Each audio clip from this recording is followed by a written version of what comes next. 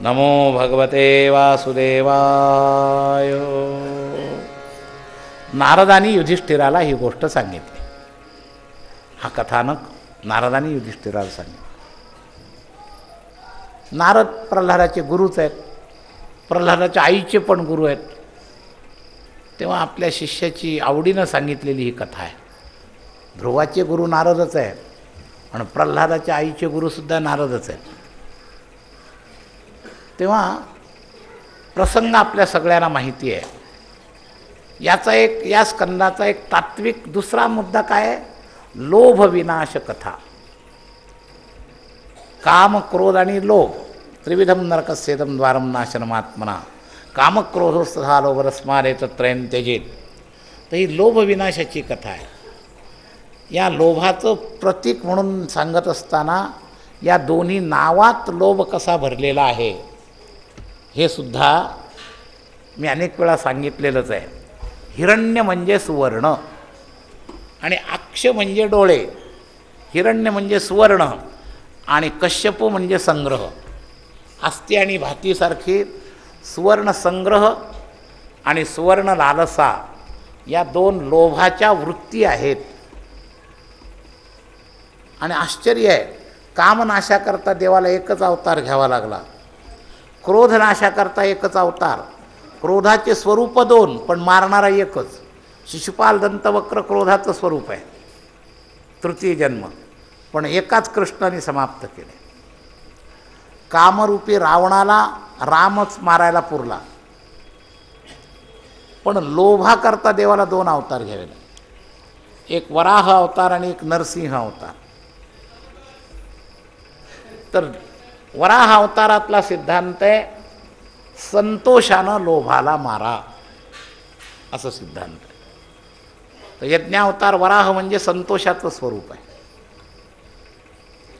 तसं दुसरा उपाय आहे, संग्रह वृत्तीला कठोर निग्रहानं मारावं लागेल. तर नरसिंहरूपी उग्रतेतून या लोभरूपी हिरण्यकश्यपूला मारायचं आहे. तर हा लोभ निवृत्तीचा दुसरा उपाय सांगणारा दुसरा अवतार या ठिकाणी आता आपल्याला अनुभव करायचा आहे. हिरण्याक्ष महाराज ज्यावेळेला मारला गेला त्यावेळेला हिरण्यकश्यपूच्या मनात बदला घेण्याची वृत्ती आली. आई शोक करायला लागली. तर वरून समजावून सांगितलं की रणांगणामध्ये मृत्यू येणं भाग्याचं लक्षण आहे. आईला दुःख कमी करायला तत्त्वज्ञान सांगितलं आणि मनामध्ये मात्र ईर्षेनं अशी गाठ पकडून ठेवली की कधी एकदा मी माझ्या भावाला मारणाऱ्या शत्रूला समाप्त करेन, अशी एक गाठ हिरण्यकश्यपूच्या मनामध्ये. आणि त्या हेतूनं मला जे अशी विचित्र आहेत ही राक्षस मंडळी, त्यांच्याचकडून घ्यायचं आणि त्यांच्यावर उलटायचं, भस्मासुराच्या कथेसारखं. हे सगळ्या राक्षसांना सिद्धी मिळाल्या त्या देवाचे प्रसन्न करून आणि तपश्चर्या करून आणि त्यांच्याकडूनच वरदान मिळवायचं आणि त्यांच्यावरच उलटायचं. त्या वृकासुराने असंच केलं होतं. भस्मासूर नाव जे झालं, शंकराकडून वर दिला, येणार आहे भागवतात दशमस्कंदाच्या शेवटी. तर या हिरण्यकश्यपूने सुद्धा तप करून ब्रह्मदेवाला प्रसन्न करून गेले आणि प्रसन्न केल्यावर त्या घनघोर तप करताना मी सांगितलं कठोर मंडळी एक जिकडं लागतील तितकं इकडे जिद्दीनं लागतात. तर संबंध देहावर वारूळ झालं आणि त्या धिमकनं सगळं शरीर खाऊन टाकलं, नुसता हाडाचा साफळा ठेवला. इतकी कठोर तपश्चर्या केली. पूर्वी अस्थिमय प्राण होते, त्रेतायुगामध्ये अस्थिमय प्राण होते. आता अन्नमय प्राण आहे. अन्नांश संपल्यावर आपले प्राण राहत नाही. पूर्वी हाडाशेपर्यंत प्राण राहायचे म्हणून त्याला अस्थिमय प्राण म्हणतात. तर त्या हिरण्यकश्यपूने एवढी कठोर तपश्चर्या केली की फक्त हाडाचा साफळा राहिला. त्या धिमक लागून उधई लागून शरीर सगळं खाल्लं गेलं, शरीरावर वारूळ निर्माण झालं. एवढी कठोर तपश्चर्या पाहिल्यावर ब्रह्मदेवाचं अंतःकरण पगळलं. ब्रह्मदेव प्रसन्न झाले. वरमब्रूही, वर मागा. म्हणे मला अमरत्व पाहिजे. ब्रह्मदेव म्हणले अमरत्व नाही देता येणार, मी सुद्धा 2 परार्धपर्यंत आहे, मला सुद्धा जावं लागतं. त्याच्याऐवजी दुसरं काहीही मागा, माझ्याजवळ पुष्कळ शक्ती आहे, पण अमरत्व देणं शक्य नाही. तो इतका चतुर होता, वकिली पद्धतीनं ब्रह्मदेवाला फसवायचा प्रयत्न केला त्यांनी मरणाचे इतके निमित्त आडवे टाकले. तो म्हणला मला रात्री मरण नको, दिवसा मरण नको, घरात मरण नको, बाहेर मरण नको, पृथ्वीवर मरण नको, आकाशात मरण नको, सजीवाकडून मरण नको, निर्जीवाकडून मरण नको. इतके मागितलं. शस्त्रांनी मरण नको, अस्त्रांनी मरण नको. आणि ब्रह्मदेव तथास्तु तथास्तु म्हणत गेले. त्याला वाटलं ब्रह्मदेव फसला माझ्या बोलण्यामध्ये. दिवसा मरण नको, रात्री मरण नको, 7-8 वर मागितले. म्हणलं दिवस नाही रात्र नाही, वेळच कुठं राहिली मरायला. घर नाही, बाहेर नाही, जागा कुठं राहिली मरायला. पृथ्वी नाही, आकाश नाही, जागा कुठं राहिली. हा फसला म्हणे. शस्त्र नाही, अस्त्र नाही, मरायचं नाही, मी फसवलं, मी अमरत्वच मागून घेतलं. अशा अभिमानामध्ये त्याला फार आनंद झाला देव तथास्तु तथास्तु म्हणल्यावर. आणि त्या आनंदानं तो प्रसन्न झालेला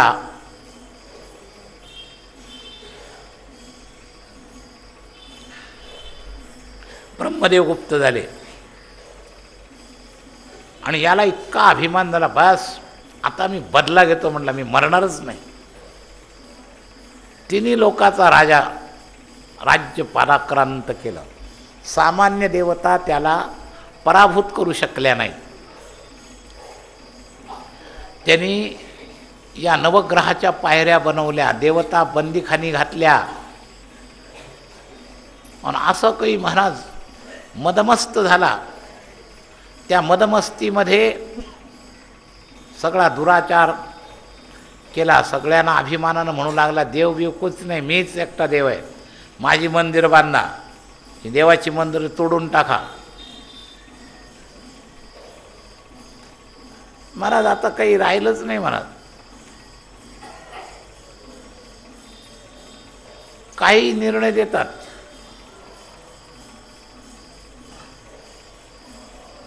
एक आश्चर्याचे निर्णय. लोकहित याचिका, जनहित याचिकेवर न्याय देताना न्यायाधीशाने असा निर्णय दिला आहे की ते सिद्धिविनायक मंदिर मुंबईचं दुसरीकडं नेऊन हलवा. काय काही करतील. असे विचित्र विचित्र घटना आजकाल होतात. तेव्हा ईश्वर सत्तेच्या जाणीव नसणारा हा हिरण्यकश्यपू त्यांनी तर मंदिरं पाडायला सुरुवात केली.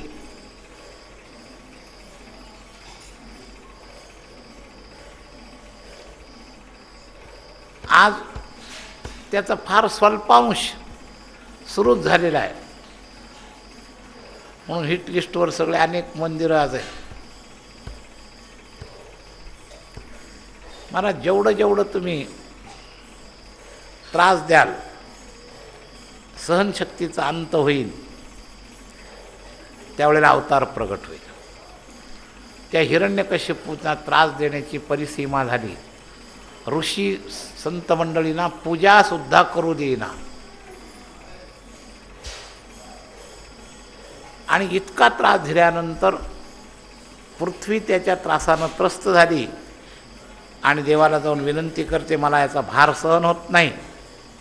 भगवंताने आश्वासन दिलं, थोडं थांब, याची मी व्यवस्था करतो. आणि त्या व्यवस्थेची रचनेमध्ये त्याच्याच पोटी येऊन त्याची समाप्ती केलेली आहे. म्हणून प्रल्हाद प्रत्यक्ष भगवंताची विभूती. प्रल्हादश्चास्मि दैत्यानाम. प्रता भगवंताची विभूती आहे.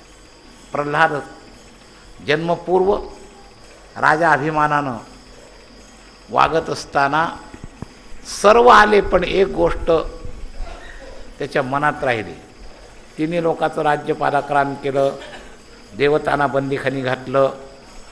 पण एक गोष्ट त्याच्या डोक्यात राहिली, मला ब्रह्मदेवाचे वर मिळाल्यापासून मला कोणी पराभूत करू शकलं नाही, पण मी ते विष्णूला काही अजून बदला घेऊ शकलो नाही.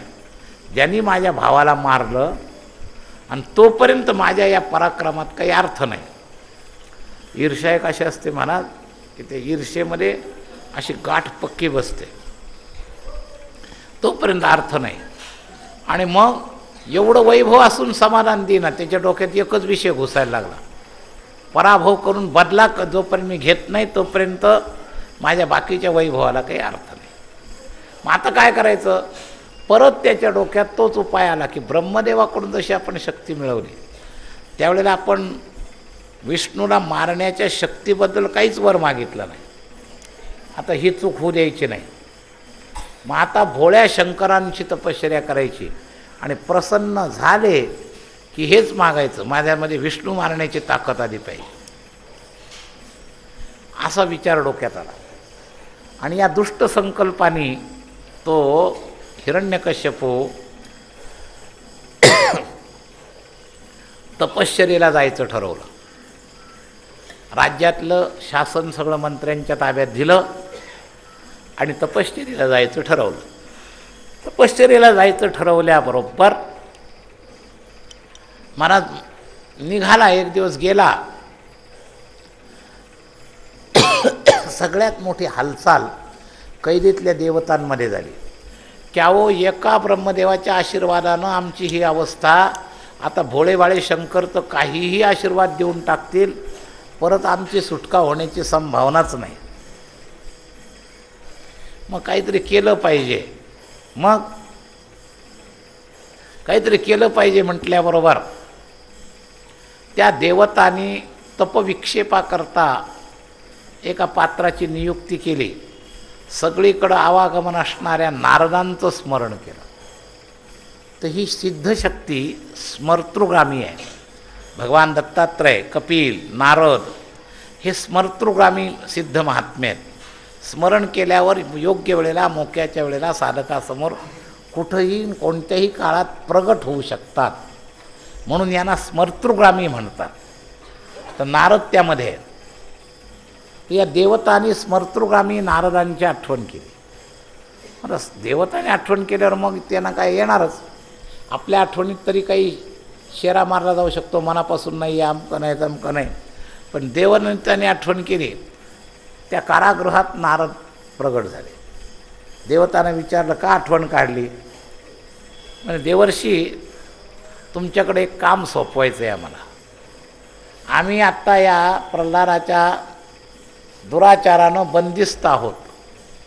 त्यांनी त्याच्या सत्तेनं आम्हाला बंदीखानी घातलं आहे आणि आता हा तपश्चर्येला आज गेला आहे आणि भोळ्या शंकरांना प्रसन्न करायला गेला आहे. जर का शिवजी प्रसन्न झाले, मागितलेला मनमाने आशीर्वाद दिला, तर आमची पुन्हा सुटका होईल असं आम्हाला काही वाटत नाही. मग काय करायचं? तुम्ही याची तपश्चर्येत विघ्न करा. एवढंच काम आहे का देवतांना म्हणले तुमचं? हो म्हणे, एवढंच काम आहे. आणि ते काय माझ्या हातचा मळ आहे, चुटकी सरशी, त्याला काय वेळ आहे? देवर्षी नारद सगळ्या कथेच्या मध्यस्थीमध्ये तुम्हाला अनेक ठिकाणी सापडतील. कारण सगळीकडं गमनागमनाची शक्ती, कुठेही कधीही जाऊ शकतात, सर्वज्ञ आहेत, आठवण काढील आणि चारी युगात त्यांचं अवतरण आहे. त्यामुळं कोणत्याही कथेत नारद व्यक्तित्व आल्याशिवाय राहत नाही. लक्षात घ्या. कंसाला भेदरवून द्यायला सुद्धा नारदच आले. तर सगळ्या ठिकाणी नारद त्रेतायुगापासून कलियुगापर्यंत सगळीकडं आहेतच. आणि चतुर मनात ते भक्त आहेत, कल्याणाकरताच आपल्या चतुराईचा उपयोग करतात. आम्ही लोक नारद पात्राला बदनाम केले. कलियुगात मीडियावाल्यांनी उत्तर भारतात एक विनोदी पात्र म्हणून एक छोटा पॅरेग्राफ येतो, त्याचं हेडिंग असतं नारदची खबर लाये है आणि व्यंगात्मक खबर असते. तर बदनाम केलं आम्ही नारद व्यक्तित्वाला. नारद कधीही वाईट काम करत नाही. आपण चुकीची उपाधी देतो, कळलावे नारद. पण त्याच्या कळ लावण्यामध्ये जगताचं कल्याण असल्याशिवाय ते कळ लावत नाहीत. भांडणाकरता कळ नाही लावत. आम्ही मात्र दुष्ट माणसाला सुद्धा कळ लाव्या नारद म्हणून उपाधी देतो. ते नारद उपाधीचा तो अपमान आहे, तो मान नाही. नारदांचं व्यक्तित्व फार श्रेष्ठ आहे. तर हे नारदांकडं काम दिलं. हे खरं आहे की ते खूप चतुर होते. डोंगरे महाराज तर त्या नारद शब्दाचा एक विनोदी अर्थ सांगायचे. डोंगरे महाराज म्हणायचे, नारद ज्याची युक्ती कधी आणि कुठंच रद्द होत नाही त्याचं नाव नारद. तर भयंकर अतिशय युक्ती बरोबर सफल होणारच. आणि हे काम नारदांकडं दिलं. आता नारदांची युक्ती सफल होणारच. नारद तिथून निघाले. जिथं आमचे हे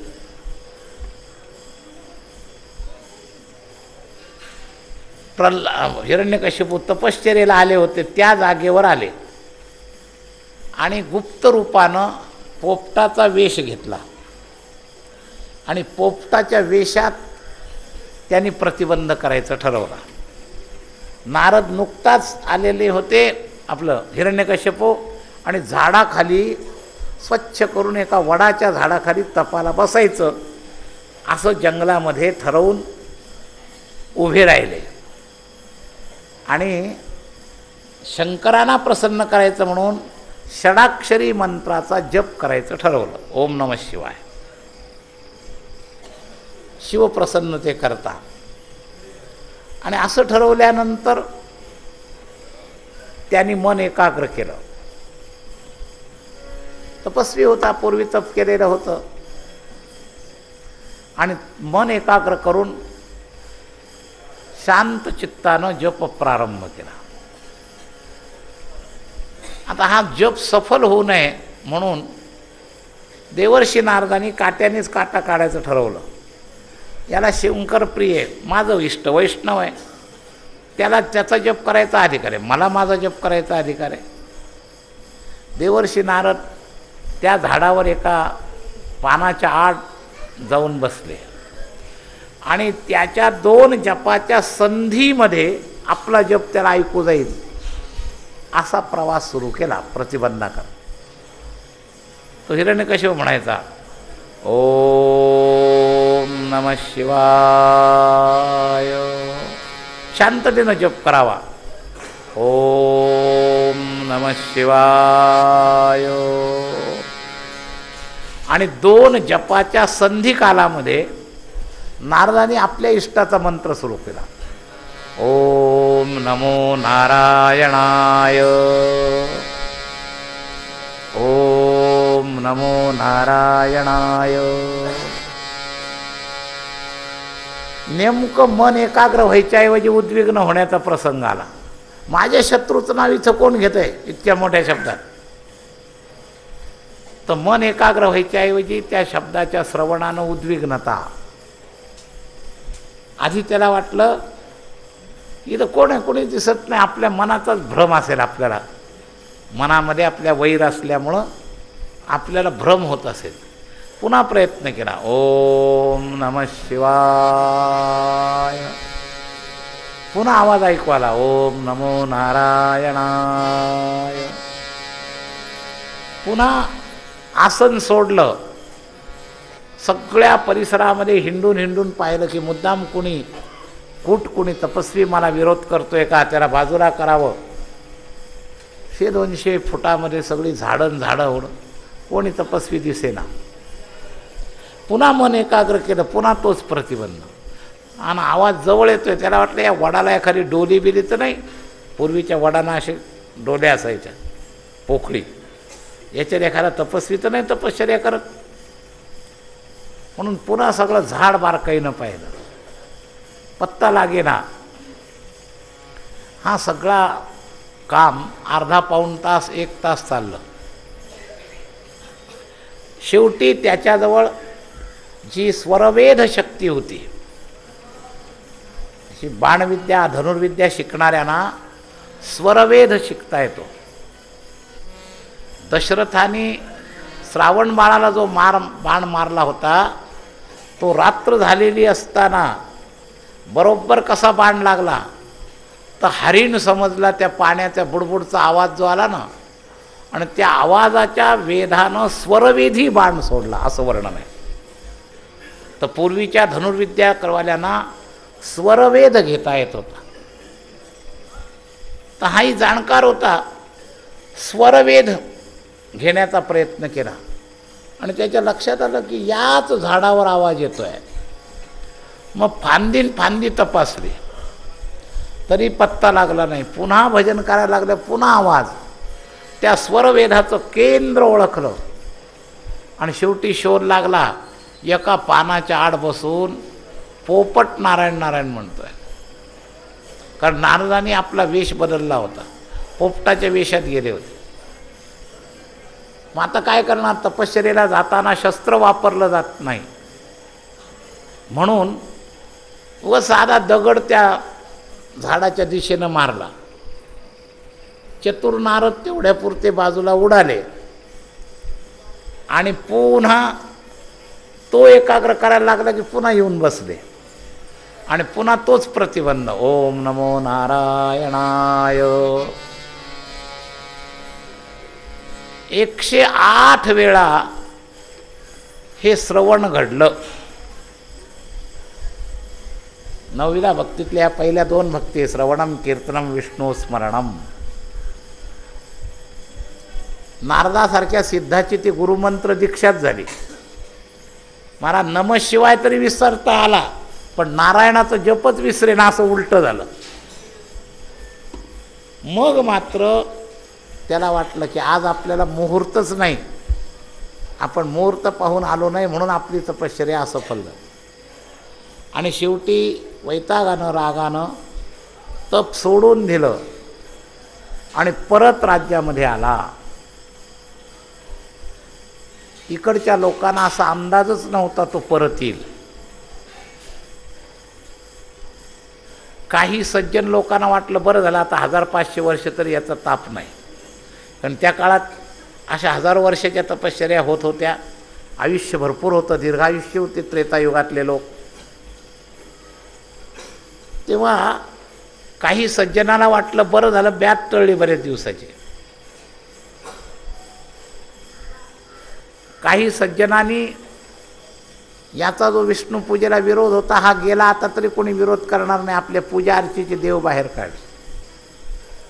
या यादींमध्ये स्वतः त्यांचा गुरुच होता, वैष्णव होता म्हणून शंडामर्क त्यांची शाळा चालवणारा. तर हे पाठशाळा चालवणारे गुरुजी जे होते ना, त्यांच्याकडं शाळीग्राम होते, ते मूळ वैष्णव परंपरेतले, आणि ते शाळीग्राम त्यांनी पूजेला काढले. आता हा गेलाच आहे तपाला, कित्येक दिवस पूजा नाही, आपल्या देवतेची आपल्याला पूजा करायला पाहिजे. आणि त्या देवतेची विधिवत शास्त्रीय पूजा करावी म्हणून आज पवमानाचा अभिषेक करायचं ठरवलं देवाला. शिवाला रुद्राभिषेक प्रिय आणि विष्णूला पवमानाचा अभिषेक प्रिय. हे ऋग्वेदांतर्गत 5 अध्यायाचं हे पवमान आहे. रुद्र यजुर्वेदांतर्गत आहे आणि रुद्र आपला पवमान ऋग्वेदांतर्गत आहे. तर त्याचे 5 अध्याय आहेत. तर विधिवत अभिषेक करायला 3-4 तास लागतात. तर त्याला वाटलं आता काय, राजा गेला, आता निवांत आपण आज आपल्या देवतांचा पहिला अभिषेक करू, म्हणजे आपल्या उपासनेत निदान तपश्चर्येत येऊन येईपर्यंत तरी आपल्याला ही देवाची उपासना करता येईल, असा विचार करून पूजेला काढले. राजा परत आला. घरात आल्यावर पत्नी पतिव्रता होती, तिला थोडंसं खटकलं, निश्चयी राजा परत कसा आला. पण ती इतकी विवेकी आणि विचारी होती की जरी आला असला तरी ही वेळ त्यांना हे प्रश्न विचारण्याची नाही. म्हणून पत्नीला कळलं पाहिजे कधी कोणते प्रश्न विचारावे. मूड न पाहिला नाही तर वड्याचं तेल वांग्यावर निघतं. म्हणून हे सुद्धा कळावं लागतं कधी काय करावं. तर प्रसन्न असताना प्रश्न विचारले तर ठीक आहे, उद्विग्न असताना जर प्रश्न विचारले तर दिशा आपल्यावरच फिरते, हे लक्षात घ्या. तर ती कयादू पतिव्रता होती, तिचं नाव कयादू, हुशार होती. तिनं विचार केला आपलं कर्तव्य आत्ता काय आहे, दुपारची वेळ आहे, तर जेवणाची व्यवस्था करणं. आत्ता तपश्चर्येतून आलेत तर आपलं काम आहे जेवणाचं. तर तिने उत्तम त्याला आवडेल असा स्वयंपाक केला. पतिव्रतेच्या अनेक सामान्य कर्मापैकी एक दिसायला सामान्य पण महत्त्वाचं स्वयंपाक आपल्या हातानं करा. अन्न शुद्ध हो सत्वशुद्धी. घरातलं वातावरण चांगलं राहावं वाटत असेल तर मोले घातले रडाया नको. हॉटेलचे डबे मागवून दोघं खाऊ हे काही खरं नाही, त्याला काही प्रेम नाही. ही चुकीची पद्धती आहे. कमीत कमी आपल्या पतीला आपल्या हाताने भोजन घालत जा. पवित्रतेचं अन्न घरी मिळतं. हॉटेलचे पदार्थ प्रसिद्ध असतात पण पवित्रता नसते, शुद्धता आणि स्वच्छतासुद्धा नसते. पॉश फर्निचर फक्त दिसतं, आतली गोष्ट जो पाहिल ना भटारखाना त्यालाच माहिती असतं काय ते.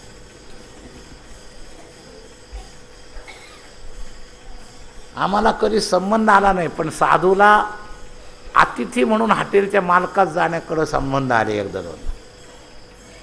एकदा आम्हाला घेऊन मोठ्या स्टँडवर हॉटेल असणारा एक मालक त्याच्या घरात घेऊन गेला आणि तो रस्ता होता त्या भटारखान्यातून. स्टँडवर मोठं हॉटेल आणि त्या भटारखान्यातून त्याच्याकडे जाण्याची सोय. मग जाता जाता नजरेला पाहायला मिळालं. उन्हाळ्याचे दिवस होते, गरमी चालली होती आणि आचार्याच्या शरीरातून घामाच्या धारा निथळत होत्या. तो पीठ मळत होता आणि त्याच्यात ते थेंब पडत होते. हे बाहेरचं पॉश फर्निचर तुम्हाला दिसतं पण आतल्या घटना तुम्हाला कळत नाही. मोले घातले रडाया, एकदम पोतं रिचवताना कितीतरी सोंडे आळया त्या पिठात जातात. तेव्हा अहो स्वार्थी मंडळी आदल्या दिवशीची पार विटायला जवळ आलेली भाजी वाया जाऊ द्यायची नाही म्हणून बटाटे वड्यात घालतात. हे आपल्याला गरम गरम फक्त टेबलावर ठीक वाटतं, आतलं जे आहे ना ते दृष्टीआड सृष्टी बरी आहे ती. तेव्हा शहाण्या माणसाने घरचं पवित्र अन्न खावं, हे हॉटेलचं अन्न खात जाऊ नये. दुसरे अपवित्र असते फर्निचरमध्ये पाहिलेल्या पक्वांनाकडं अनेकांच्या नजरा जातात. पूर्वीच्या लोकांची म्हण असायची पदरचं खाऊ पण नजरचं खाऊ नये. अनेकांच्या वासना त्याच्यावर गेलेल्या असतात. अशुद्धी असते, अस्वच्छता असते, वासना गेलेल्या असतात. तेव्हा हे असं अन्न तुम्हाला कधीच लाभ देणार नाही. म्हणून वैष्णवांनी हॉटेलचं भोजन टाळलं तर फार लाभ होईल. आहार शुद्ध हो सत्वशुद्धी. अंतःकरण शुद्ध होईल लवकर. सत्वशुद्ध हो ध्रुवा स्मृती. कथा केवळ ऐकण्याकरता नाही, आचरण्याकरता आहे. शुश्रूषी तत्क्षणात कृतीभिः भागवतातल्या पहिल्या याच्यात आलेलं आहे. ऐकलेलं आचरणात आणा. पंढरपूरसारख्या पवित्र धामामध्ये एवढा एक सिद्धांत घेऊन जरी गेले तरी तुमची एक पायरी चढल्यासारखं होईल. आहार सुधरा आहे. आजपर्यंत जर हॉटेलचं खात असाल तर आज निश्चय करा पांडुरंगाच्या चरणावर की नाही आता मी खाणार नाही. मला माझं अंतःकरण पवित्र करणारा असणारा हा प्रतिबंध मी दूर करायचं ठरवलं. एक एक नियम घ्या, जीवन कृतकृत्य होईल. लक्षात घ्या, लाभ होईल. हे ठरवा. निश्चयाचे बळ तुका म्हणतेची फळ. ठरवण्याकरता कथा आहे, मनोरंजनाकरता कथा नाही. तर कयादूनं आपल्या हाताने उत्तम स्वयंपाक केला. राजाच्या आवडी पण माहिती होत्या. रजोगुणी स्वयंपाक केला. राजा जेवायला बसला, भूक लागलेलीच होती आणि तिनं उत्तम स्वयंपाक बनवलेला. भोजनाच्या प्रसन्नतेमध्ये उद्विग्नता विसरला. कौतुक करायला लागला, आज तुझं फार स्वयंपाक चांगला नाही. चेहऱ्यावर प्रसन्नता दिसली आणि मग तिने ठरवलं ही प्रश्न विचारायची वेळ आहे. आणि मग तिने म्हटले का हो तुम्ही एवढे निश्चयी आणि आज तपाला गेले होते आणि परत कसे काय आले. आता उत्तर द्यायच्या मूडमध्ये होता. हा खेडेगावी शब्द आहे, आपल्या मूडमध्ये गाडी पाहिजे, लक्षात घ्या, म्हणजे मग फार उपयोग होतो. हा, मूड सांभाळता आला पाहिजे, मूड कळला पाहिजे. तर तिला वाटलं आता बरोबर वृत्तीमध्ये गाडी आहे. परत कसे आलात, तर तिने मग त्याने उत्तर दिलं, अगं त्याचं असं झालं, मी तपाला गेलो, पण मी तपश्चर्या करायला आसन अंथरलं, उभा राहिलो, जप करायला लागलो, आणि काय आश्चर्य, मला 2-3 तास माझ्या शत्रूच्या जपाने उद्विग्न करून सोडलं. मी ओम नमः शिवाय म्हटलं की मला ओम नमो नारायणाचा आवाज ऐकू यायला लागला. कयादू मुळात वैष्णव होती, तिला आतून बरं वाटलं, या निमित्तानं का होईना नारायणाचं नाव त्यांच्या तोंडून निघतंय. आणि ती पुन्हा पुन्हा मग विचारते, आणि तो पुन्हा पुन्हा अगदी रंगून रंगून सांगतोय ते सगळं वर्णन. तर 108 वेळा नारदांच्या तोंडून ऐकलं, आणि 108 वेळा पत्नीला सांगण्याच्या निमित्तानं नारायण नावाचा उच्चार झाला. श्रवणम कीर्तनम, या 2 भक्ती झाल्या बरं का, कारण देवाला अवतार घ्यायचा होता, त्या पृष्ठभूमी तयार व्हायलाच पाहिजे. तर कीर्तन घडलं, आणि हे सगळं रंगवून सांगितलं. तिला बरं वाटलं. मालक राजधानीत आले. राजधानीची खुश खबर CID लोकांना विचारली. एका CIDनं सांगितलं, महाराज तुम्ही गेल्यावर प्रजा मोकळीच झाली. अहो काय तुमचे म्हणवणारे तुमचे शाळेचे गुरुसुद्धा तुमच्या शत्रूची पूजा करताना मी पाहिले म्हणला. तो CID काय सांगतो, आता राग आला, माझ्या जवळचे म्हणवणारे, माझी शाळा चालवणारे, आमचे प्रधानाचार्य, ते विष्णूची उपास, खरं म्हणतो काय म्हणे, अजून चालू असेल बघा म्हणे तुम्ही, चला तुम्हाला दाखवतो. आणि दाखवतो म्हणल्यावर 2 निघाले. तलवार म्यान करून हिरण्यकश्यपू निघाला. आणि निघाल्यानंतर या चंडामर्काच्या आश्रमात आले, आणि खरोखरच अगदी शेवटच्या आरतीच्या जवळ आली होती पूजा. आता देवाचा अभिषेक संपत आला ना, तर देवाला पुसायचं. ती शाळीग्रामध्ये त्याच्याकडे 24 नावाचे 24 शाळीग्राम. जसं अनेक मुखांचे, प्रत्येक मुखाचा रुद्राक्ष ज्याच्याकडं असेल ना, तर एक मुखापासून तर त्याच्याकडं प्रत्यक्ष शंकर निवास करतात असं म्हणणं आहे.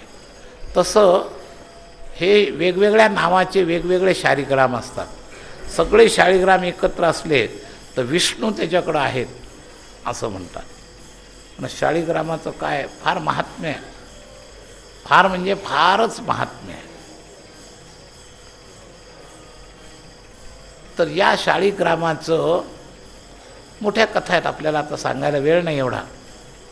तर भगवंताचं निर्गुण स्वरूप ते, तर त्या निर्गुण स्वरूपाची उपासना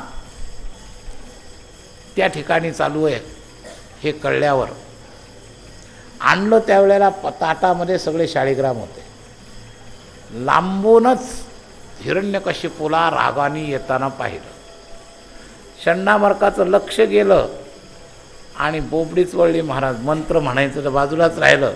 आता काही आपला जीव राहत नाही, कारण पुराव्यानिशी आपण सापडलो त्यांच्या शत्रूची उपासना करताना. काय करावं सुचेना. मनातल्या मनात प्रार्थना केली, देवा तुला काय अशक्य, अणोरण यान महतो महीयान. तू जर थोड्या वेळाकरता माझी लाज राखली आणि तुमचं हे शाळीग्राम स्वरूप जर तुम्ही गुप्त केलं पाण्यातल्या पाण्यात, तर माझी लाज राखली जाईल. देवाने प्रार्थना ऐकली. ते सगळे शाळीग्राम पाण्यामध्ये जलमय झाले. जलमय झाल्यावर तोपर्यंत तावातावानं हा आलेला आहे, आणि डोळे उघडून पाहिले. देवाने प्रार्थना ऐकली, डोळ्यातून अश्रू आले. देवाने माझी लाज राखली. आता पुरावाच नाही. राजाने विचारलं, का हो गुरुजी काय करताय? अरे म्हणे तुझी तपश्चर्या सफल व्हावी म्हणून मी प्रार्थना करतोय म्हणे. तो CID बरोबरच होता. तो म्हणणार हे दंभ करतायत, खोटं बोलतायत. मी माझ्या डोळ्याने पाहिलं तुमच्या शत्रूची पूजा करताना, शाळीग्रामाची पूजा. तर तो म्हणणार अरे काय मला सांगतो, बघ की आता काही दिसतंय का तुला? CID म्हणला तुमचे शत्रू मोठा जादूगार आहे, तो याच्यातच गुप्त होऊन बसलाय म्हणे. आता हे राजेशाही डोकं रजोगुणी. तो म्हणलं याच्यात गुप्त झालाय काय? मग तो सोपं झालं म्हणे. त्याने त्या रागामध्ये ते तामण उचललं आणि ते सगळं पाणी घडघड घडघड घडघड पिऊन टाकलं. याच्यातच आहे ना, मग आता तो माझ्या पोटातच गेला, संपला माझा शत्रू. ते सगळं तीर्थ पिऊन टाकलं. महाराज, ही घटना घडवण्यामध्ये सुद्धा भगवंताचा हेतू आहे. भगवंताला याच्या पोटी अवतार घ्यायचा होता, म्हणून कर्दमाच्या पोटी अवतार घेताना त्याला जसं लग्न करायला सांगितलं, तसं याच्या पोटी अवतार घ्यायचा होता. म्हणून याला ही बुद्धी झाली. पाणी प्याला, पाण्याचंच वीर्य होत असतं. त्या पाण्यामध्ये शाळीग्राम गुप्त होते, मग ते पाण्याच्या रूपानं पोटात गेले आणि तेच शाळीग्राम प्रल्हादाच्या रूपानं कयादूच्या पोटामध्ये अवतीर्ण झाले. त्याच दिवशी रात्री प्रल्हादाचा गर्भाधान संस्कार झाला आणि त्या संस्कारामध्ये स्वतः भगवानच त्याच्या पोटी आले. त्याचा उद्धार करण्याकरता पृथ्वीला आश्वासन दिलेलं होतं. आणि म्हणून भगवंतानी गीतेची विभूतीचं नाव घेतलं आहे. दैत्यांमध्ये प्रल्हाद ही माझी विभूती आहे, प्रल्हादश्चास्मी दैत्यानाम. तर भगवंतानी दैत्यकुळात हा अवतार घेतलेला आहे भक्तरूपानं, ज्ञानी भक्त म्हणून. तर प्रल्हाद प्रगट झाले. आता प्रल्हाद प्रगट झाल्यावर याचं शासन चालू असताना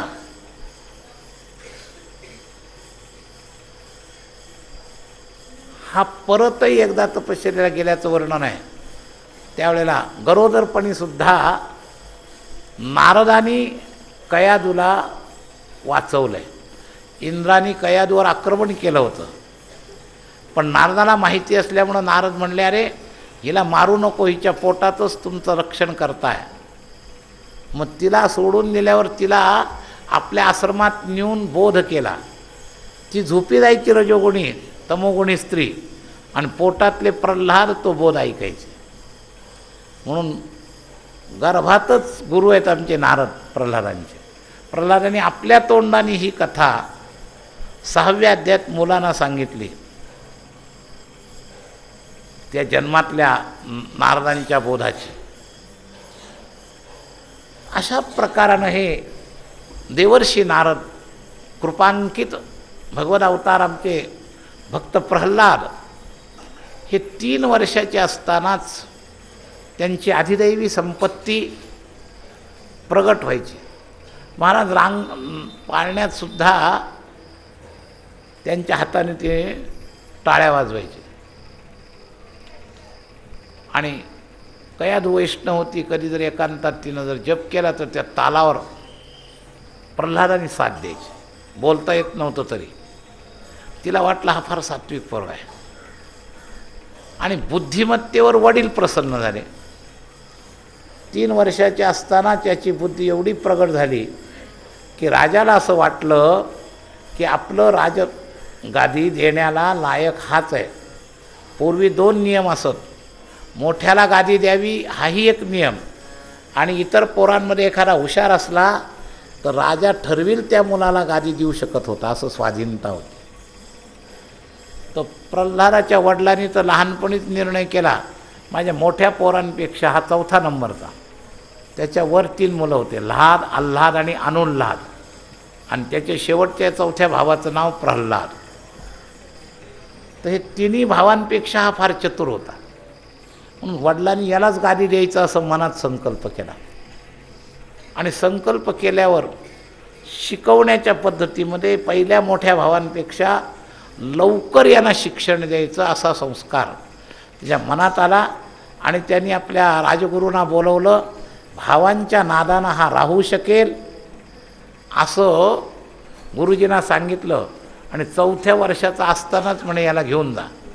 मग आता नाही का बालवाडी काय अप्पर केजीन लोअर केजीन 3ऱ्या वर्षी सुरू होतात, तेव्हा त्या काळात या हुशार मुलाकरता लवकरच गुरुग्रही पाठवायचा निर्णय घेतला. आणि त्याला गुरुग्रही पाठवलं 4थ्या वर्षाचं असताना. बुद्धिमत्ता फारच हुशार होती. याला 12 खडी शिकवावी लागली नाही, पण यांनी पाठीवर पहिल्यांदी तो गर्भावस्थेतला मंत्र लिहिला, ओम नमो भगवते वासुदेवाय. त्या गुरुजीनं पाहिलं, एका बाजूने त्यांना आनंद झाला, दुसऱ्या बाजूने माझ्या मालकाला कळालं तर मला काही हात ठिकाणावर ठेवणार नाही. त्यामुळं रागवले, अरे काय हे कशा करता लिहिलंस. तो गुरुना म्हणतो, अहो गुरुजी, सगळ्याचं कल्याण याच्यातच आहे. गुरुजींनी खूप दाटायचा प्रयत्न केला, आतून मनात उत्साहही वाटत होता, पण वरून बदलायचा प्रयत्न केला, पण तो बदलेना. सकाळीच पाटी घेतली की ती पाटी सगळी या ओम नमो भगवते वासुदेवा यांनीच भरून टाकायची. 2-4 महिन्यानंतर वडिलांना वाटलं याचं काय शिक्षण झालंय पाहावं, आणि गुरूंसह बोलवलं आणि स्वतः विचारलं प्रल्हादाला की अरे गुरुजींनी तुला काय शिकवलं, सांग तर खरं. तेव्हा तो असं उत्तम उपदेश देतोय वडिलांना. खाली आपटलं, गुरुजी हे शिकवलं. पुन्हा एकदा ताकद देतो, जर असलं काही ठिकवलं राजनीती सोडून परमार्थन भक्ती, तर बघा तुमची नोकरी समाप्त करेल. त्याच वेळेला गुरुजींनी सांगितलं होतं की मी खूप प्रयत्न करतोय, पण हा स्वतःहूनच असं करतोय. नाही म्हणे, याला दापा. परत नेला, परत प्रयत्न केला, परत 6 महिन्याने गुरुजींनी बोलवलं मालकानी आणि प्रल्हादाला विचारलं, अरे प्रल्हादा काय शिकलास. प्रल्हादानुच्यतांतातं स्वरीत किंचिदुत्तमं काले नैतावतायुष्मन् यद शिक्षत गुरोर्भवान. हा हिरण्यकश्यपूचा श्लोक आहे. आणि उत्तर देताना दुसऱ्या वेळेला महाराज 9वीला भक्तीचा बोधच प्रल्हादांनी वडिलांना केला. प्रल्हाद उवाच श्रवणं कीर्तनं विष्णो स्मरणं पादसेवनम् अर्चनं वंदनं दास्यं सख्यम् आत्मनिवेदनम् इति पुंसार्पिता विष्णो भक्तिश्चेन्नवलक्षणा क्रियते भगवत्यद्धा तन्मन्ये हितमुत्तमम्. पिताजी, हे भगवत प्राप्तीची 9 भक्तीची 9 लक्षणं आहेत. आता पहिल्या वेळेला राग, आता तर त्याच्या पुढचा टप्पा गाठला आहे पुराणी. मला 9वीला भक्ती लक्षण शिकवतोय. यावेळेला पुन्हा गुरुजींनी उत्तर दिलं, नमत प्रणीतम, मी नाही यांना शिकवलं. न परप्रणीतम, दुसरं कोणी सुद्धा माझ्या मठात शिकवलं नाही. हा तुझा शत्रू आहे. सुतो वदत्येश तवेंद्र शत्रो नैसर्गिकीयम मतिरस्य राजन. याची स्वभावताच अशी बुद्धी आहे. नियच्छमन्युम करदास्ममान. हा स्वतःहूनच असं उपजत असं शिकलं. आणि हे जेव्हा ऐकलं, नारद म्हणतात, गुरुनैव प्रतिप्रोक्तो भूय आहासुरसुतम न चेतत गुरुमुखीयम ते कुतो भद्रा सतीमती. प्रल्हादांनी त्याच्यावरही वडिलांना शिकवलं. शेवटी वडिलांच्या अंतःकरणाची सहनशक्ती समाप्त झाली आणि त्याच वेळेला वडिलांनी ठरवलं की माझ्या घरात हा शत्रूच जन्माला आला आहे. तेव्हा शत्रूला लहान समजू नये.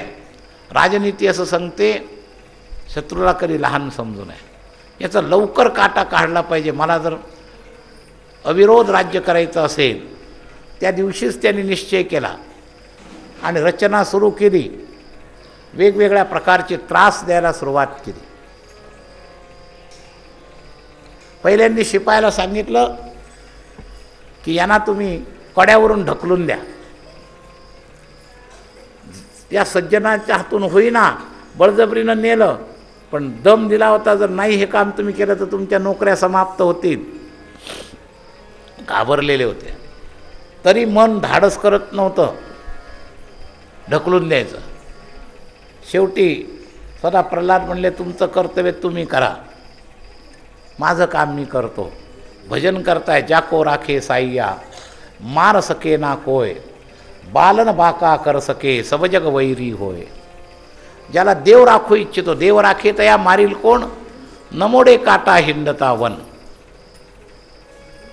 या नियमाप्रमाणे भगवान त्यांचं रक्षण करतायत. तो भजन करत शांत उभा होता.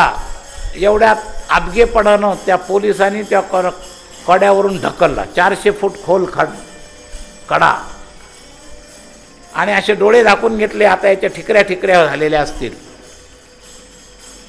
भगवंतानी आधर चतुर्भुज रूपानं त्याला धारण केलं. हे खाली पाहतायत तर त्याला काहीच झालं नाही. तो हात जोडून जप करतोय, ओम नमो भगवते वासुदेवाय.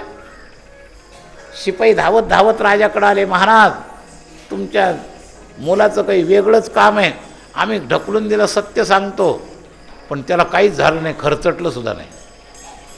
400 फूट दर इथून ढकलून दिलं. असं म्हटल्यानंतर महाराज आजसुद्धा अशा अपवाद घटना घडतात. विमानातले सगळे मेले आणि एखादं पोरगच जगलं, अशी उदाहरणं येतात. तेव्हा ज्याला देव राखू इच्छितो तो कशाही परिस्थितीत वाचतो, अशी उदाहरणं येतात. गाडीतले 9च्या 9 लोक मेले आणि एक पोरगच फक्त वाचलं, अशी उदाहरण. तेव्हा ज्याला देव राखू शकतो त्याला काय देव राखीत या मारील कोण. प्रल्हादाला काहीच झालं नाही. पण हिरण्यकश्यपू अहंकारी असल्यामुळं त्यांनी उलट जादा निष्ठेनं ठरवलं की बस आता याला मारायचंच, नक्कीच हा माझ्या कुळात माझ्याकरता शत्रू अवतरित आहे. आणि मग एकापुढे एक, एकापेक्षा जास्त श्रेष्ठ उपाय मारायचे त्यांनी करायचे ठरवले. सगळे उपाय फार सविस्तर सांगणं शक्य नाही, बरेच उपाय. त्याला विष दिलं, सिंहाच्या पिंजऱ्यात सोडलं, भुकेला सिंहाच्या पिंजऱ्यात, काही परिणामच नाही. साप तिच्याकडं पाठवला. मीराबाईसारखे सगळे प्रयोग त्या राणाजीनं जशी मीराबाईवर केले त्याच्याहीपेक्षा जास्त कठोर प्रयोग प्रल्हादावर झाले. पण प्रल्हादाचं राखण करता देव त्याला प्रत्येक ठिकाणी राखतच गेला. एकदा तर बेचैन अवस्थेत या त्याची चुलत निलत बहीण होती होलिका नावाची.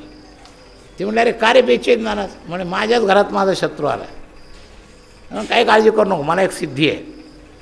मला एक प्रासादी शाल मिळाली, एक सिद्ध, ती अंगावर असल्यावर अग्नी मला स्पर्श करत नाही.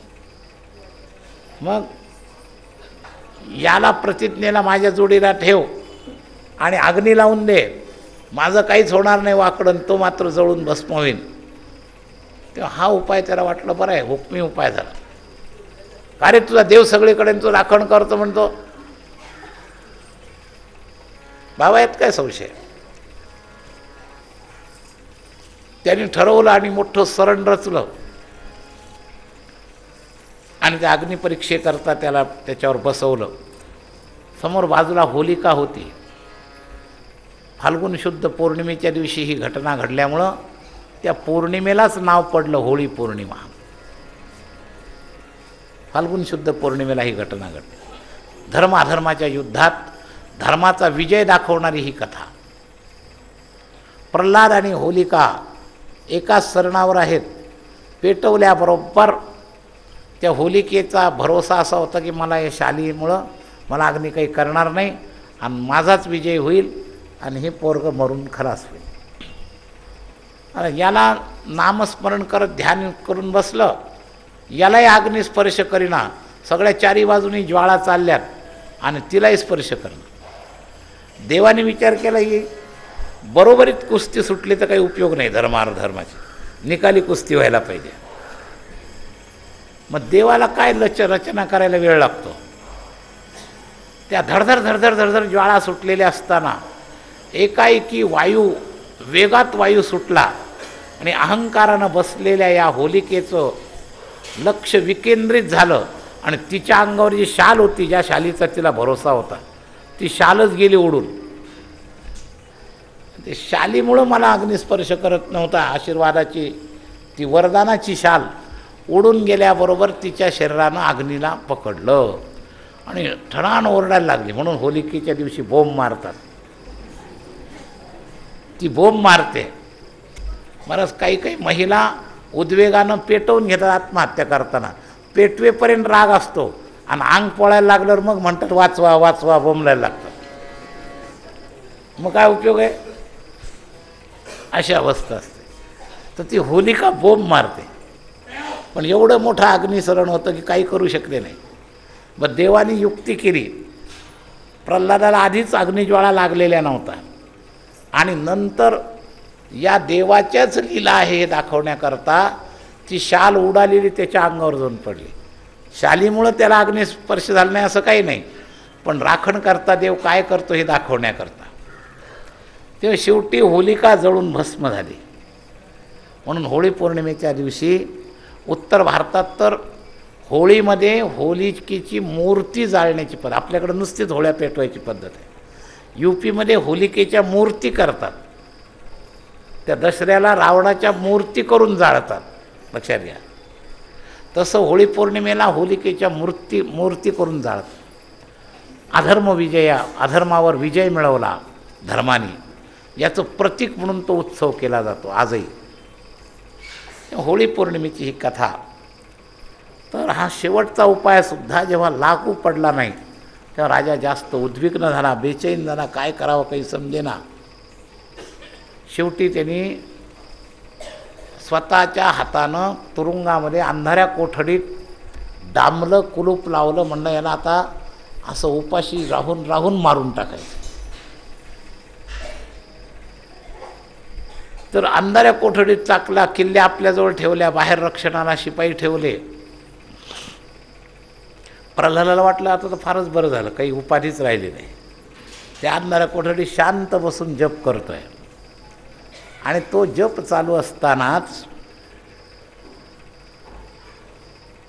विष्णू भगवान आपल्या कर्तव्याबद्दल लक्ष्मीला विचारतायत, लक्ष्मी, उपाशी राहण्याचं कर्म नसून कोणी उपाशी राहिला का जीव? देवाचं जे कर्तव्य आहे ना पोषणाचं, ते कसं आहे, उपाशी राहण्याचं कर्म जर नसेल तर देव कोणाला उपाशी ठेवत नाही. त्यांनी भोजनाकरता प्रयत्न नाही केला तरी त्याच्या पुढं भोजनाची व्यवस्था होते. उपाशी राहण्याचं एखादं दुष्कर्म नसावं. तर लक्ष्मीला विचारलं, असा कोणी जीव उपाशी नाही ना की ज्याचं कर्म नाही पण उपाशी आहे? लक्ष्मी म्हणले, आज एक जीव असा उपाशी आहे की ज्याचं उपाशी राहण्याचं कर्म नाही आहे पण तो आत्ता उपाशी आहे. म्हणे कोण? म्हणे तुमचा भक्त प्रल्हाद उपाशी आहे, त्याला राजाने अंधाऱ्या कोठडीत टाकलं आहे. असं भगवंतापुढं महानैवेद्य आला होता. भगवंताने सांगितलं, हा माझा नैवेद्य प्रसाद म्हणून त्याला देऊन ये. भगवंताचं भोजन झाल्यावर नैवेद्याचं ताट घेऊन लक्ष्मी त्या अंधाऱ्या कोठडीत प्रवेश करते. लख्ख प्रकाश पडला. प्रल्हाद पाहायला लागले, कशाचा प्रकाश आहे? आईसाहेबाला पाहिलं, साष्टांग वंदन केलं. कुलूप लावलेल्या कोठडीत देवाला घुसायला दरवाजा लागत नाही, लक्षात घ्या. महाराज, कुलपाच्या वाड्यात भूतं राहतात की नाही? मग भूताला सुद्धा जर दरवाजा लागत नाही तर देवाला कुठून लागेल? अरे सूक्ष्मातिसूक्ष्म शक्तीमध्ये देव आहे. तुमच्या या वेव्ज असतात की नाही, या दरवाजा लावला तरी तुमच्याकडे येतातच. बंद दरवाजासुद्धा तुमचा मोबाईल चालतो, TV चालतो, मग त्याला घुसायला दरवाजा नाही लागत. फार सूक्ष्म गती आहे. मग तुमच्या भौतिक पदार्थाला सुद्धा बिना दरवाजाचं घुसता येतं. तर ते सगळ्याचा बाप जो आहे सर्व भूतांचा, त्याला कशाला दरवाजा पाहिजे? तेव्हा त्या याच्यामध्ये भगवान प्रगट झाले. लक्ष्मी तो नैवेद्य दिला. वंदन केल्यावर म्हणजे देवानी पाठवला आहे प्रसाद, आणि भगवत प्रसाद प्रेमानं सेवन करतात. प्रसारे सर्व दुःखानां हानिरस्योपजायते. डोळ्यातून प्रेमाचे अश्रू चाललेले आहेत. अशा अवस्थेत प्रसाद सेवन करत असताना त्या अंधाऱ्या कोठडीत आलेल्या लक्ष्मीच्या प्रकाशाची किरणं बारीक झरोक्यातून बाहेरच्या शिपायांना दिसले. अरे म्हणे, अंधाऱ्या कोठडीत मालकाने कोंडलं, याच्या आत हा प्रकाश. खूप बारीक नजर करून पाहिले तर प्रल्हाद पंचपक्वान्नाचं जेवण करतोय आणि त्याचा वास बाहेर आलाय. अरे म्हणे, आपला प्रल्हाद तर जादूगारच आहे. आपण आपलं कर्तव्य केलं पाहिजे. जाऊन मालकाला सांगितलं, महाराज आमच्याजवळ किल्ल्या नाही, किल्ल्या तुमच्याजवळ आम्ही राखण करतोय, पण आत प्रल्हाद जेवतोय, पंचपक्वान्नाचा वास सुटलाय. आश्चर्याची सीमाच राहिली नाही. दाखव म्हणे मला. लगेच आणलं, आपल्या हातातल्या किल्ल्या उघडल्या, कुलप पक्केत पाहिलं. तोपर्यंत भोजन झालं होतं, लक्ष्मी गुप्त झाली, पण पदार्थांचा वास होता. प्रल्हादा, तू जेवला? हो बाबा. कोणी जीव घातलं? अहो, सगळ्या जगाला जो जीव घालतो त्यानेच मला जीव घालतो. बाबा, तुम्हाला सुद्धा तोच जीव घालतो. आता त्याचं उत्तर ऐकण्याजोगी वृत्ती नव्हती. ह्याला रागाने भरलेला, काय करावं काय नाही असं झालं. याला तलवार उपसली, मानेवर स्वतः मारली. म्हणलं आपण मारल्याशिवाय आता जमणार नाही. ती तलवार इकडून तिकडून निघून गेली. त्याला कुठंच काही नाही. जादूच्या वर जादूगार दिसतोय तो. त्याच्या समोर सगळ्या जादू चालल्यात. बेचैन झाला, काही नाही, खरं नाही, माझ्या घरातच हा शत्रू निर्माण आला आहे. हा गेल्याशिवाय माझं खात्रीच नाही, नाही तर हा मला मारील. बेचैन अवस्थेमध्ये काय करावं समजत नव्हतं. तेवढ्यात शंडामर्क आले. गुरुजी, अरे राजा, म्हणे आज एक चांगला योग आहे. म्हणे काय? आपल्या राजगृहाचे, आपल्या राक्षस कुलाचे गुरु शुक्राचार्य आपल्याकडे येणार आहे. आजपर्यंत सगळ्या राक्षसांचं संरक्षण त्यांनी केलं आहे. तुझ्यावर आलेले जे संकट आहे ना, तू या पोराला त्यांच्या ताब्यात दे, ते बरोबर ठिकाणावर आणते. अनेक उपाय केले, त्याला वाटलं हरकत नाही, चला हा शेवटचा उपाय बघू, गुरुजीच्या कृपेनं काही झालं तर. मग त्याला या शंडामर्काच्या ताब्यात दिलं. ते म्हणे आपल्या मठामध्ये, आपल्या आश्रमात आज येणार आहेत शुक्राचार्य, त्याच्या ताब्यात मी प्रल्हादाला देतो, म्हणजे आपल्या तुझ्यावरचं संकट दूर होईल. बरं म्हणे. मध्ये वर्षभर हा शाळेतच गेला नव्हता बरं का. ज्या दिवशी यांनी त्या पोराला तपासायला आणलं, काय शिकला आणि 9वीला तिचा बोध केला, तेव्हापासून शाळा बंद झाली होती. त्याला शाळेत जाऊच द्यायचं नाही. वर्षभर घरीच होता. त्या पोरांना त्याचे घडलेल्या घटना ऐकायला मिळायच्या. पोरं म्हणायचे, काय पोरगा असेल वय, कसं काय वडिलांच्या समोर ते अग्नीने जळत नाही, आमकं नाही, तमकं नाही, सगळ्या घटना आहेत. आणि तोच पोरगा आज शाळेत आल्यावर त्यांचं कुतूहल जागृत झालं. गुरुजी गेले आणायला शुक्राचार्यांना, आणि तेवढ्या वेळेत वेळ मिळाला. पोरं भोवती जमा झाले आणि पोरांनी जिज्ञासा प्रगट केली. याला वाटलं बरं आहे, आज संधी आहे पोरांना बोध करायची, आणि ही संधी चांगली आहे म्हणून त्यांनी बोध करायला सुरुवात केली. जसं विद्यार्थ्यांचा शिक्षक दिन असतो का नाही, विद्यार्थी शिक्षक बनतो, तसं प्रल्हादजी महाराज शिक्षकाच्या गादीवर आणि सगळे विद्यार्थी समोर, आणि त्या अवस्थेत त्यांनी बोध सुरू केला. प्रल्हाद उवाच कौमार आचरेत प्राज्ञो धर्मान भागवतानिह दुर्लभम मानुषम जन्मम तरप्य ध्रुवमर्थनम. पोरानो, हा मनुष्य जन्म दुर्लभ आहे, तेव्हा तुम्ही भगवत प्राप्ती करता ह्याला लावा. तुम्ही हे बाकी कशाकडं लक्ष देऊ नका. आता ते रजोगुणी पोरं, राक्षसांची मोरं, त्यांना कशाचं भजन काय, तर म्हणलं मी शिकवतो सगळं, भजन पूजन अर्चन शिकवलं. अरे तुम्हाला काही नाही जमलं तर कीर्तन करा. म्हणजे आमच्या तोंडात येत नाही, कीर्तन कसं करायचं, तो म्हणला मी शिकवतो ना तुम्हाला. पोरं आपल्या ताब्यात होते. पोरांचं सर्कल केलं उभं राहून, मध्ये आपण थांबले आणि म्हणले तालामध्ये नाचून भगवंताचं कीर्तन करायचं बरं का. पोरा हो, माझ्या मागं म्हणा आणि मी जसं नाचेल तसं नाचा. असं त्या प्रल्हादाने सगळ्यांना आपलंसं केलं.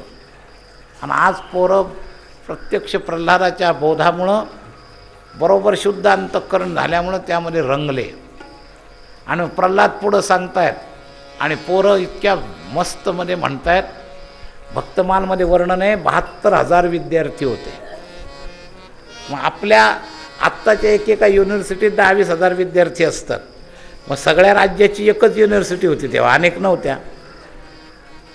तेव्हा आकडा अशक्य समजायचं काही कारण नाही. ते भक्तमालमध्ये आकडा आलेला आहे. 72,000 विद्यार्थी चंडामर्काच्या पाठशाळेमध्ये होते. असं तर इतका मोठा आवाज की तो पार लांबपर्यंत गुंजायमान झाला आकाश. प्रल्हाद पुढं म्हणतायत आणि एकामागं एक एक सर्कल उभं आहे आणि सगळे नाचायला लागले. गाय नाचे उड्या फुलिया छंदे मनाच्या आनंदे आवडे. आणि प्रल्हादांनी वैष्णवी दीक्षेचा मंत्र सुरू केला. श्रीनारायण जय नारायण जय जय नारायण नारायण श्रीनारायण जय नारायण जय जय नारायण श्रीनारायण जय नारायण जय जय नारायण नारायण श्रीनारायण जय नारायण जय जय नारायण हरि बोल. श्रीनारायण जय नारायण जय जय नारायण नारायण श्रीनारायण जय नारायण जय जय नारायण नारायण. पोरं रंगून गेले. इतका वेळ संकीर्तन झालं. ते गुरुजी जे गेले चंडामर्काकडून गेलेले ते शुक्राचार्यांना आणायला हे चंडामर्क, त्यांना काही कारणाच्या निमित्तानं एक दिवस गुरुजी तुझ्या आश्रमात लेट येतील असा निरोप मिळाला. शुक्राचार्य म्हणले आज येणं शक्य नाही, उद्या येतो. ते स्वागताला गेले होते. पण आता त्यांना कोण नाही म्हणणार, आचार्य येते. पण आपली शाळा मोकळी ठेवून चालणार नाही, उद्या आपण परत येऊ म्हणून ते चंडामर्क आपल्या शाळेवर कंट्रोल करण्याकरता परत आले. उद्या जाऊ म्हणे आणायला. आणि परत येऊन पाहतायत तर 2-3 मैल लांबच या नारायण नावाचा जय जयकार ऐकू आला त्या चंडामर्कांना. आणि तो जय जयकार ऐकू आल्यावर धावत पळत आले की मालकाला जर कळालं तर माझं काही खरं नाही. हे पोराने या प्रल्हादाने वेडं केलं. एक दिवस मी याच्याकडे लक्ष नाही दिलं, त्यांनी पार सगळं बिघडवून टाकली शाळा. घाई आले. पाहतात तर सगळे पोरं नुसते म्हणत नाहीत तर नाचतायत. आणि नाचतायत म्हणल्यावर त्यांना वाटलं हे थांबवलं नाही, राजाला कळलं तर माझी नोकरी जाईल. म्हणून विद्यार्थ्यामध्ये घुसले, हात आडवा करून थांबा थांबा थांबा म्हणे काय चाललंय. आणि ते विद्यार्थ्यांना जो हात लागला तर विद्यार्थ्यांना काही परिणाम व्हायच्याऐवजी यांच्यातच भजनाचा करंट घुसला आणि ते त्यांच्याबरोबर नाचायला लागले. श्रीनारायण जय नारायण जय जय नारायण श्रीनारायण जय नारायण जय जय नारायण. तराजूमध्ये वजन जिकडं जास्त असतं ते खाली ओढलं जातं. आम्ही स्वतः राम जन्ममुक्तीच्या वेळेला अयोध्येला होतो. त्या भक्तांच्या भक्तीचा परिणाम संरक्षणाला आलेले पोलीस आमच्याबरोबर जय श्रीरामचं जय जयकार करायचे.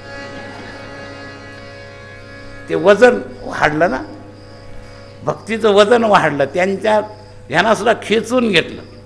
आणि मला शेवटच्या एका पॉईंटला उत्तर प्रदेशच्या काही पोलिसांनी मिलिटरीच्या लोकांना उत्तर दिलं, पहिल्यांदा तुम्हाला जर गोळीबार केला तर पहिल्यांदा आमच्याशी लढावं लागेल, मग तुम्हाला साधूकडे जाता येईल. तेव्हा स्वातंत्र्य काळामध्ये जसं असं घडलेलं आहे, पूर्वी स्वातंत्र्याच्या वेळेला सेनेतच क्रांती झाली तसं घडलं. म्हणून त्यावेळेला सगळ्या अयोध्यावासींनी इतकं मदत केली होती की सगळे आडोशे निर्माण केले होते, गाड्या तिथपर्यंत जाणारच नाही. आणि 4 तासात भगवंतानी शक्ती दिली महाराज त्या समाजाला आणि ती निस्तनाभूत झाली. तो जो ढाचा आहे अतिक्रमित समाप्त झाला. देवाची शक्ती असल्यावर काय होणार नाही. तसं प्रल्हादाच्या त्या भजनाची शक्तीनं ते गुरुजी त्याच्यातच नाही त्याच्यानंतर थोड्या वेळात या राजाला संशयाला पोरग गेलंय पण काय करतात म्हणून लक्ष ठेवायला पाहिजे म्हणून एक शिपाई आम्हाला पाठवला पाहायला काय चाललंय पाहून ये. तो पाहायला आला तर भजन चालू होतं. त्यालाही आश्चर्य वाटलं की माझ्या मालकाचे विरोधक असणाऱ्या शत्रूचं नाव चाललंय आणि या गुरुजीने कशी परवानगी दिली. तर आपण या पोरांना आवरण्यापेक्षा गुरुची ऑर्डर झाल्याशिवाय हे आवरले जाणार नाही. पाहतो तर गुरुजीच रंगलेला, तर त्याला वाटलं कमीत कमी गुरुला तरी बाजूला करावं, म्हणून तो शिपाई आला आणि त्या गुरुला हात लावून बाजूला करायला गेला. तर गुरुमध्ये करंट सुरू झाला आणि तो करंट पार शिपायापर्यंत आला आणि तो शिपाई पण रंगला. श्री नारायण जय नारायण जय जय नारायण नारायण.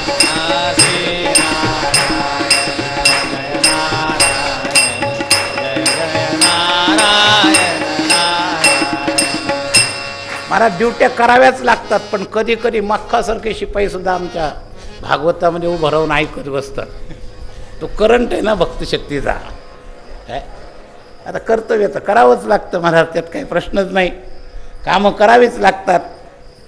पण या कथेची शक्ती अशी आहे, यद्गत्वान निवर्तन्ते तद्धाम परमं मम. जो जिकडं जाईल तिकडंच. तर 3 शिपाई गेले, शेवटी हाफिसर आला, तोही रंगला. 4 तास झाले. मग मात्र याच्या डोक्यात वाटलं काहीतरी घोटाळा आहे. रागद्वेषानं स्वतःच तलवार घेऊन हिरण्यकश्यपू निघाला. त्याचे मरण काळच जवळ आलेला होता, दुर्बुद्धी झाली. आणि आल्यावर महाराज हे एवढं काही लायक नव्हतं. काय आहे, बल्बमध्ये आत जर करंट जोडलेल्या तारा असल्या तर होल्डरला लावला तर बल्ब लागतो, पण आतली तार जर फ्यूज झालेली असली, कट झालेली असली तर होल्डरला लावल्यावर सुद्धा पेटत नाही. तर हा राक्षस म्हणजे फ्यूज वायर सगळी झालेली होती, आतली तार तुटलेली होती. तो राग आला. तुम्हाला वाटलं जसे शिपाई रंगले तसा हाही रंगावा, पण हा रंगला नाही. राग आला, पाहतोय त्याच्या तळपायाची आग मस्तकाला गेली. अरे मी पाठवलेले शिपाई इकडं, साहेब इकडं, काय चाललंय? जोरात बंद करा बंद करा बंद करा. जोरामध्ये रस्त्यात कापत आला.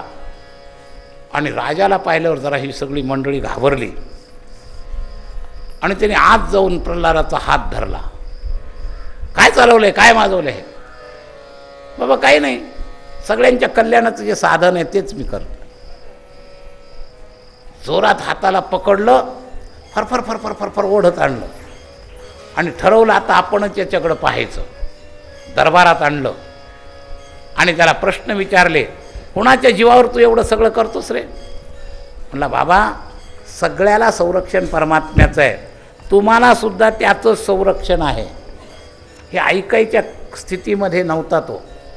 बास क्रोधाने लाल झाला आणि तो रागात म्हणतोय, व्यक्तम तुम कामर्तु कामोसी योती मात्रम विखत्तसे मुमूर्षुणाम हि मंदात्मम ननस्युर विप्लवा गिराहा. हे मंदबुद्धी, मला शिकवतोस? आणि या मंदभाग्यानं तू गडबड करतोयस. कुठं आहे तू सगळ्यांमध्ये असणारा जगदीश्वर? कुठं आहे? दाखव मला. बाबा तो सगळीकडे भरलेला आहे.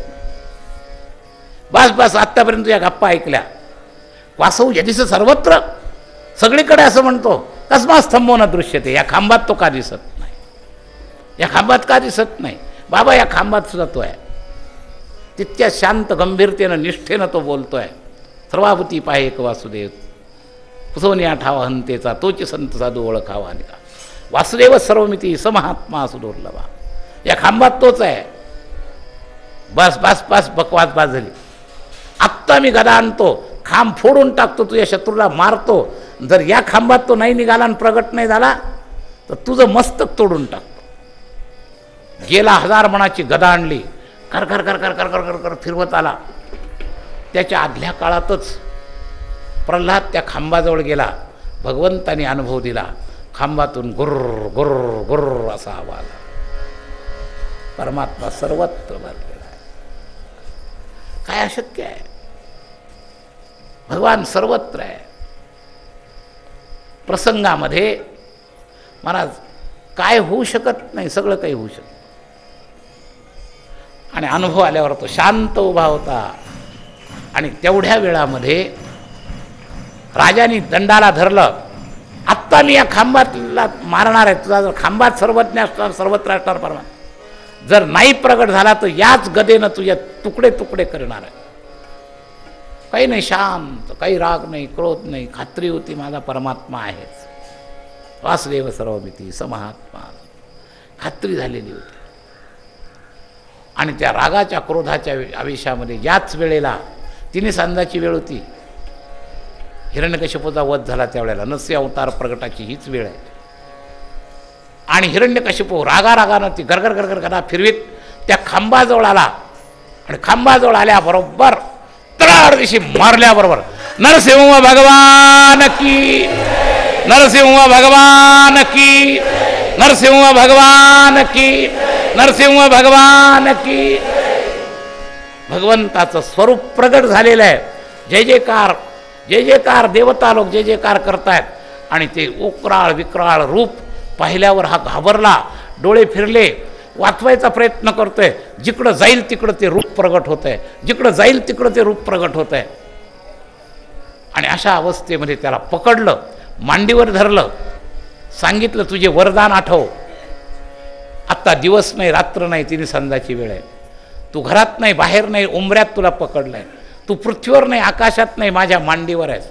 माझी ही नख शस्त्र नाही अस्त्र नाही. हे सगळी आठवण करून दिली. आणि सगळी आठवण करून देऊन माझ्या दुष्टा माझ्या भक्त प्रल्हादाला त्रास देणाऱ्या तुझा काळ म्हणून प्रगट झालेलो आहे. आणि ती नख पोटात खुपसली आणि पोट फाडून टाकलं. पुन्हा पुष्पवृष्टी देवतांनी केले दुष्ट केल्याबद्दल. नरसिंह भगवान की, नरसिंह भगवान की, नरसिंह भगवान की. दुष्ट समाप्त झाला. पण त्या दुष्टाच्या मारण्याकरता आलेला आवेश, तो क्रोध, त्याचं ते स्वरूप देवता समोर जायला धजेनात. स्तुती करायला समोर आल्या पण पुढं कोणी जायचं.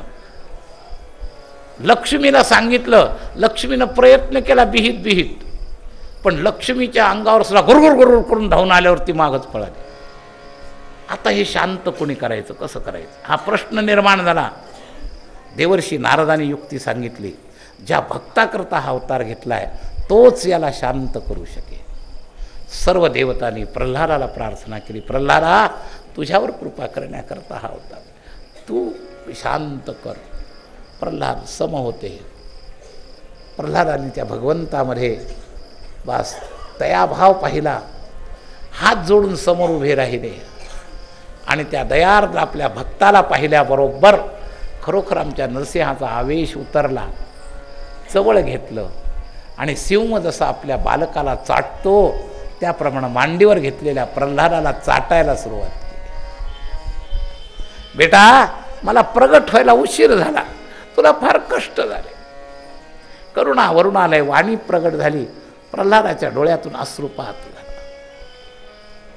भगवंतानी मस्तकावरून हात फिरवला. खूप आनंद झाला. आणि त्या आनंद भावविभोर अवस्थेमध्ये सर्व देवतांनी आरती केली, स्तुती केली. प्रल्हादानी पण स्तुती केली आहे, पण ती फार अर्थगर्भित स्तुती. एवढा सगळा काळ, सगळा विस्तार आत्ता करणं शक्य नाही. हरे कृष्ण कृष्ण कृष्ण हरे हरे, हरे हरे राम राम राम हरे हरे.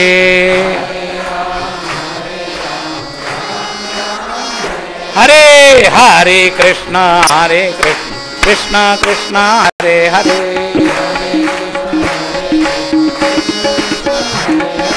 हरे राम राम राम हरे हरे. हरे कृष्ण कृष्ण कृष्ण हरे हरे.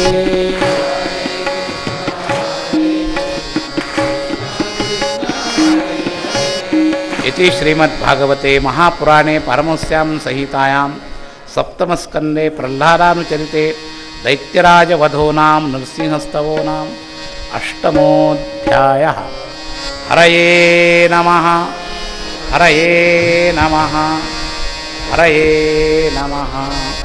पुण्डलीकवरदा श्रीज्ञानदेव ज्ञानेश्वर कृष्ण कन्हैया लाल की जय। जय श्री राधे। नरसिंह भगवान की।